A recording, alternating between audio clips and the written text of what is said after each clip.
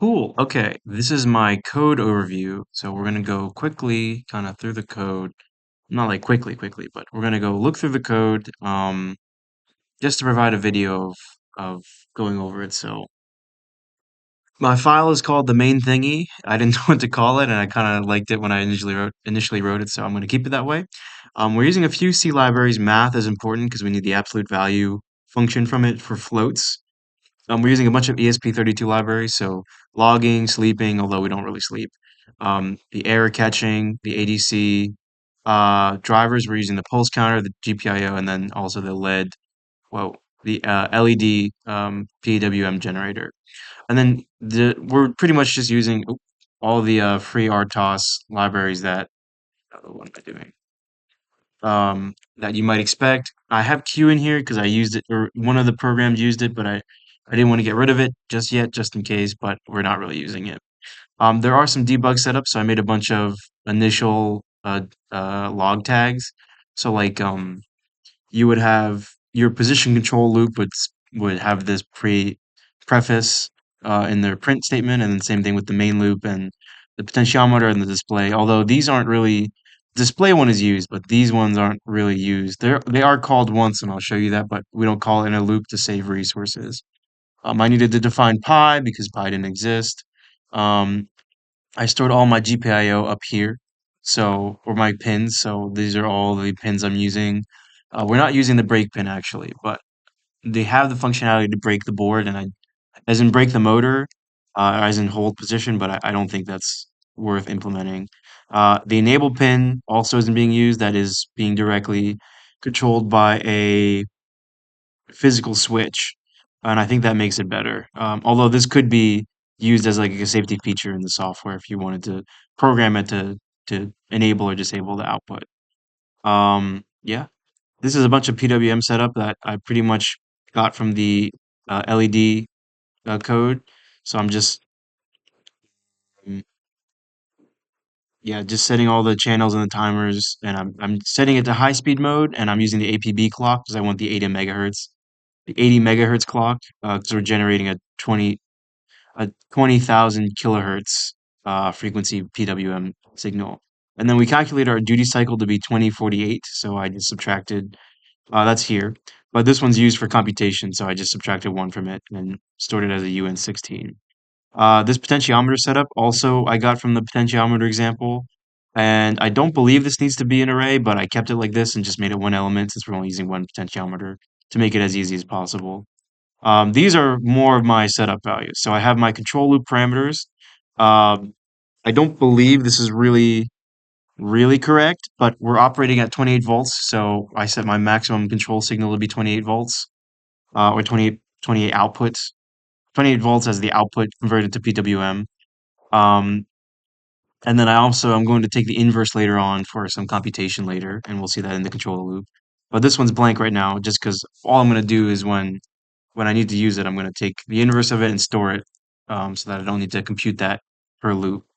I set some default count values, so our high count is 24,000 counts, and our low count is negative 24,000 counts. And this just lets us do 10 turns in the positive or the negative direction without overflowing, and that's pretty good for the demo we're doing. And then our encoder is a 600 pulse per rev, and we're doing quadrature encoding using the pulse counter on the ESP32, which means we magnify it by 4 times, which means our encoder counts are 2400. Our control frequency for the position loop is 1000 hertz or 1 kilohertz. We have this struct defined to store the PID values for whatever controller. I also have this enum to define what PID control we're doing.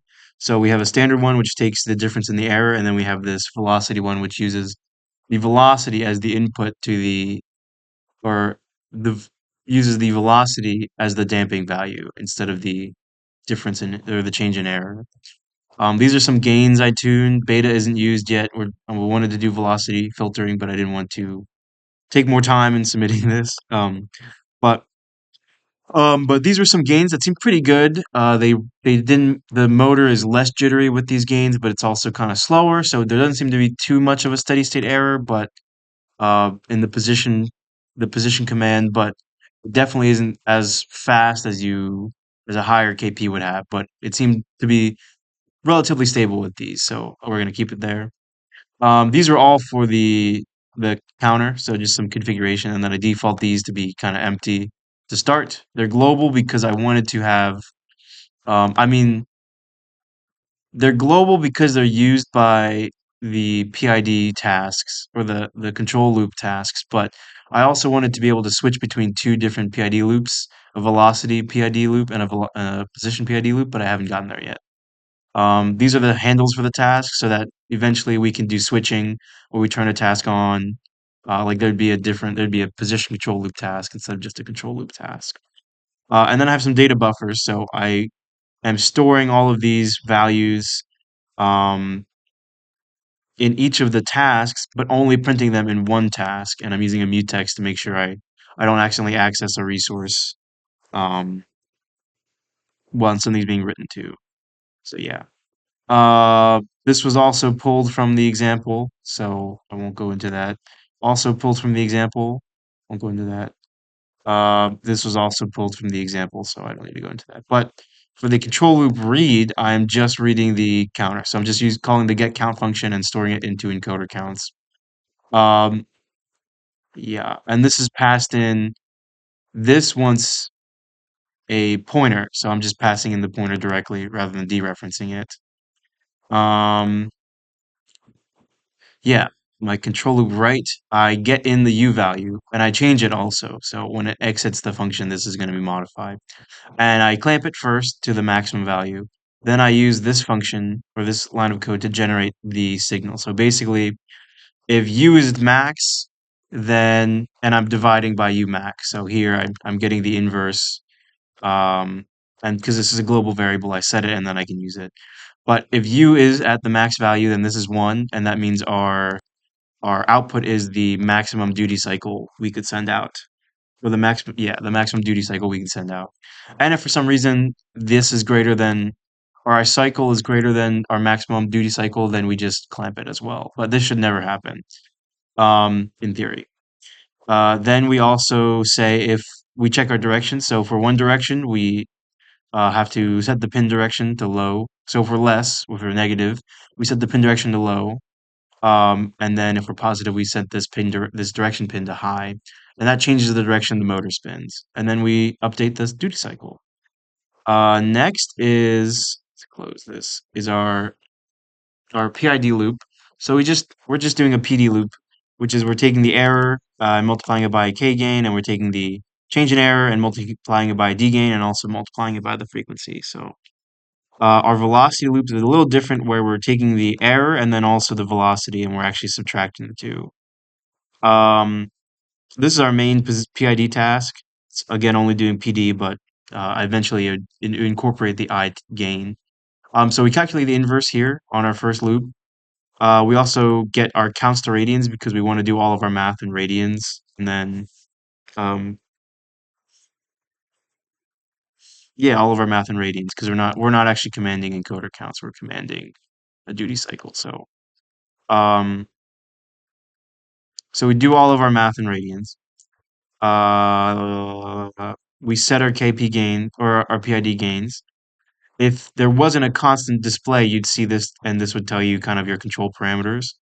We initialize everything to 0, including our control parameter or our control signal, and then we start the main loop. So I don't need that actually. So we read and then we update. This is basically the update loop.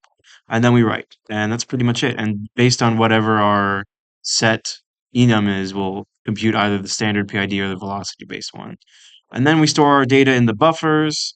And then we store our previous data, and then that's it. And then we wait until 1,000, or then we wait until a millisecond has passed. So this code runs faster than 1 millisecond because we're not getting any errors in the control loop. So that's nice.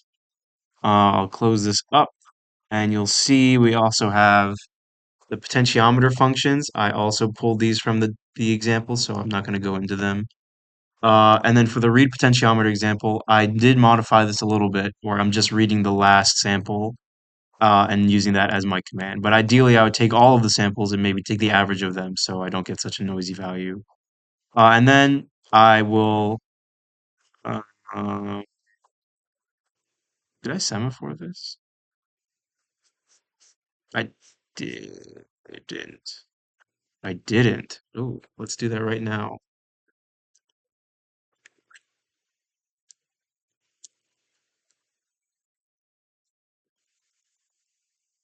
Yeah,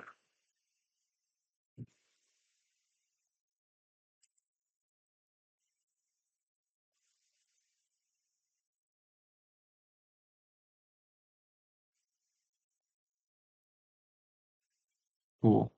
Okay. Good catch, Romeo, I guess. But yeah, so then I just get first I convert the value from the potentiometer to a command. So I basically say that once I'm in the middle of the range of motion, that's 0. And if I go to the far end of range of motion, that's negative 180. And if I go to the far end of the other range of motion, that's positive 180. And I use that here. So our maximum value is 4096, I believe. So I just take half of that. Take our data divided by half, minus 1, and then multiply it by pi, and that gives me the output I want. And then I store the actual potentiometer value. And then, yeah, that's pretty much it. Then we break. And then we have our final task, which is our display. And all this does is it just displays our current kind of values to the terminal so that this is separate from these two loops and it can run at a lower priority so that if this is missed for some reason, we're not going to we want to make sure that this doesn't miss and the PID position task doesn't miss. So yeah, and then I just set everything up in the main function and I create the tasks and I pin them to their cores. So the control loop gets pinned to the first core, and then the other two tasks get pinned to the 0th core, and they run at their set priorities. So yeah, that's the code. We're gonna do a quick build. Oh, that's wrong. So let's open up ESP IDF and let's do build flash and monitor. And while this is going, um, I'm gonna set up a video to play on the side that will show you that while this is running, I'm also getting motor motion. So here, I've started the video, so I'm gonna synchronize it real fast. Three, two, here we go. Three, two, one. Okay, that should be good. So I'm gonna put this camera here. You can see the motor setup after I zoom out.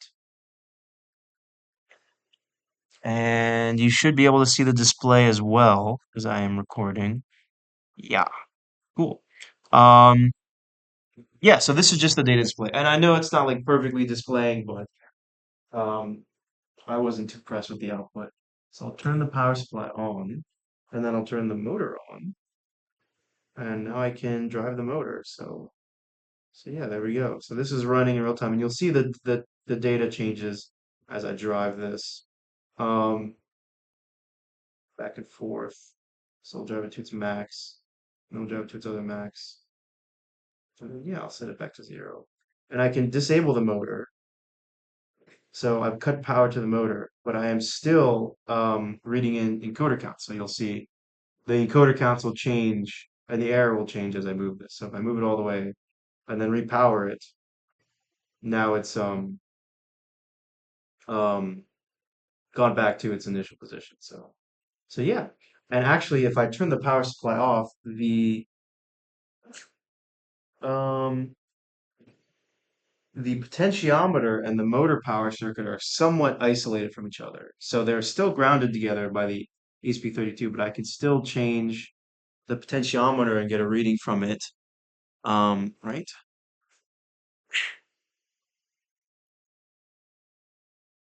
Yeah, I can still change the potentiometer and get a reading from it, even with the motor power off. So, um, yeah, and also this only works right now because I'm also powering the ESP32 from my laptop. So there is the ability to power it from the power supply itself, but because I just flashed it, that's why.